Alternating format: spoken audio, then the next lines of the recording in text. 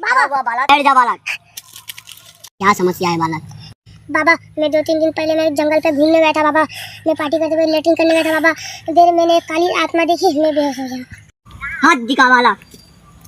हाँ क्या क्या हुआ तो सब समझ गया बालक। वहाँ पे तेरे पीछे 7 साल से तेरे पीछे वो आत्मा घूर रही है। क्यों बाबा? मौका पड़ने से तेरे पीछे आ जाएगी। तू उसने मारा था तो तड़प तड़प के मरी। तू भी तड़प तड़प के मारेगा। मैं एक ताबीज दूंगा तेरे पास से भाग जाएगी वो।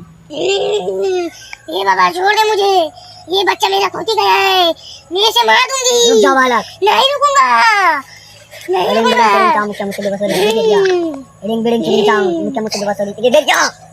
आजा बालक,